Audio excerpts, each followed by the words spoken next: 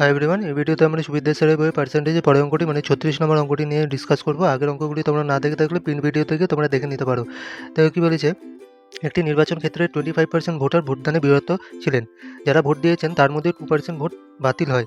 রাজ্য ভোটের 75% ভোট পেয়ে যিনি নির্বাচিত হয়েছেন তিনি যদি 9261 ভোট পেয়ে থাকেন তবে মোট ভোটার কত ছিল তা নির্ণয় করতে বলেছে। দেখো, যদি ধরে নিই টোটাল ভোটার ছিল 100x, আর হচ্ছে কী বলেছে তার মধ্যে 25% মানে 25x হচ্ছে ভোটদান থেকে বিরত ছিলেন, মানে এরা ভোট দেয়নি। বাকি কত থাকলো 75x। এর মধ্যে বলেছে 2% হচ্ছে ভোট বাতিল হয়ে গেছে, তার মানে বাকি কত থাকলো 98%। তো 98 ডিভাইডেড বাই 100। আর বলেছে এর মধ্যে থেকে যিনি বিজয়ী হয়েছেন তিনি পেয়েছেন 961 ভোট, কিন্তু এই যে ভোটটা রাজ্য ভোট তার 75% তিনি পেয়েছেন। তার মানে এর হচ্ছে 75% ইকুয়ালস টু আমার কত দাঁড়াচ্ছে 9261। কাটাকুটি করি, এটা দিয়ে এটা 25 দিয়ে কাটলে 4, 3, এটাও যদি 25 দিয়ে কাটে তাহলে 3/4। ঠিক আছে, এই 98কে আমরা লিখতে পারি 14 × 7।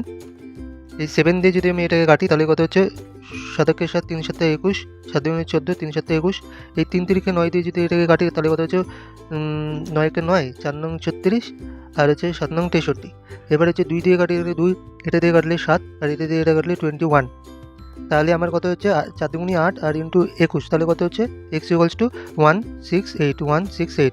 তাহলে আমাকে কী বলছে মোট ভোটার কত 100x। 100x মানে হচ্ছে 100x = 16800। তার মানে ডি হয়ে যাবে আমাদের অ্যান্সার। ধন্যবাদ।